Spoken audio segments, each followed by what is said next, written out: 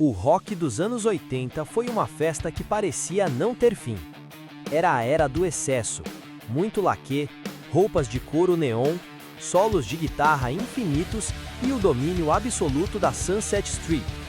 Mas em 1991, o mundo acordou com uma ressaca monumental. 4 caras de Seattle, usando camisas de flanela e guitarras baratas, acenderam as luzes e mostraram que a fantasia tinha acabado.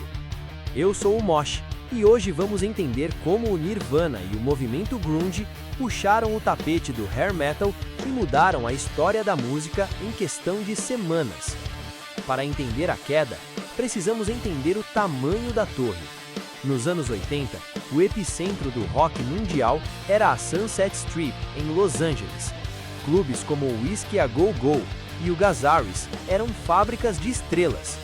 O hair metal não era apenas um gênero musical, era uma economia. As gravadoras tinham uma fórmula infalível. Você pegava 5 caras bonitos, colocava neles mais maquiagem que nas modelos da Vogue, ensinava um riff chiclete e obrigatoriamente uma power ballad melosa para as rádios. Bandas como Poison, Motley Crue e Rat viviam um sonho. Era a era do excesso, iates, jatos particulares e o uso industrial de laquê. Mas no final da década, a fórmula saturou. Todo mundo soava igual, todo mundo se vestia igual, e as letras sobre curtição começaram a soar vazias para uma juventude que enfrentava recessão e crises sociais. Enquanto os deuses do rock em Los Angeles se preocupavam com a cor do batom, no outro canto dos Estados Unidos, em Seattle, algo estava apodrecendo, no bom sentido. A cidade era isolada, chuvosa e economicamente estagnada. Os jovens de lá não tinham dinheiro para spandex ou couro. Eles compravam roupas em brechós, as famosas camisas de flanela de lenhador para se proteger do frio. A gravadora Sub Pop começou a documentar esse som, uma mistura de Black Sabbath com o punk do The Stooges. Bandas como Mudhoney, Melvins e Soundgarden criaram o sludge, um som denso, sujo e desafinado. Eles não queriam ser estrelas, eles queriam apenas expelir a sua angústia. O grunge era o anti-hair metal. Se o hair metal era sobre fantasia, o grunge era sobre honestidade brutal.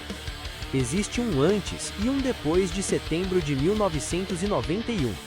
3 álbuns fundamentais foram lançados em um curto espaço de tempo: Bad Motor Finger, do Soundgarden, Ten, do Pearl Jam, e O Tiro de Misericórdia, Nevermind, do Nirvana. Quando o clipe de Smells Like Teen Spirit estreou na MTV, a mudança de paradigma foi tão violenta que parecia um golpe de estado. Kurt Cobain apareceu na tela com o cabelo sujo, uma guitarra barata e uma atitude de "eu não quero estar aqui". De repente, o vídeo de Cherry Pie do Warrant, que estava no topo da parada, tornou-se motivo de vergonha nacional. Diz a lenda que o vocalista do Warrant, Jamie Lane, entrou na gravadora e viu um pôster gigante do Nirvana onde antes estava o seu rosto. Ele soube ali que sua carreira tinha acabado. O grunge não mudou apenas o visual, ele mudou a forma de se tocar guitarra. Nos anos 80, se você não fizesse um solo de 3 minutos com tapping e shredding à la Eddie Van Halen, você não era ninguém. O grunge trouxe o solo de uma nota só. A técnica foi substituída pelo feeling e pelo barulho. As gravadoras que antes imploravam por bandas de hard rock começaram a rescindir contratos em massa. Bandas que vendiam milhões de cópias se viram tocando em clubes vazios para 50 pessoas, em questão de meses. A ordem nos escritórios de A&R, artistas e repertório, era clara: não me tragam nada que use laquê, me tragam Seattle. Até bandas gigantes como Guns N' Roses, que eram a ponte entre os dois mundos, começaram a sentir a pressão. O rock se tornou sério, introspectivo e, para muitos fãs da antiga guarda, deprimente. A queda foi cruel, mas o tempo é o melhor juiz. O grunge dominou os 1990, mas também implodiu sob o peso de suas próprias tragédias. Curiosamente, o hard rock dos anos 80 nunca morreu de fato. Ele se tornou a música de festa definitiva, por excelência. enquanto o grunge ficou guardado como um marco artístico e emocional. O que aprendemos com 1991 é que a música é cíclica. O excesso gera a necessidade do minimalismo. A falsidade gera a fome pela verdade. O grunge não matou o rock. Ele limpou o palco para que a música pudesse ser perigosa e real novamente. O embate entre a flanela e o spandex definiu a infância e adolescência de muita gente. De um lado, o brilho das luzes de Los Angeles. Do outro, o backfeed ensurdecedor das garagens de Seattle. E você? Qual era o seu lado da barricada? Você era o cara que tentava fazer o penteado de Jon Bon Jovi ou o que usava o Allstar detonado inspirado em Kurt Cobain?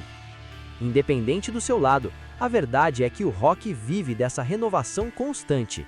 E se você quer carregar essa história no peito, as novas estampas da loja Mosh trazem justamente essa estética vintage e desgastada das camisas de banda dos anos 90. O link está aqui na descrição para você garantir a sua. Comenta aí embaixo qual banda você acha que foi a maior injustiçada nessa troca de guarda. E não esquece de deixar o like para fortalecer o Mosh. Mantenha o legado vivo.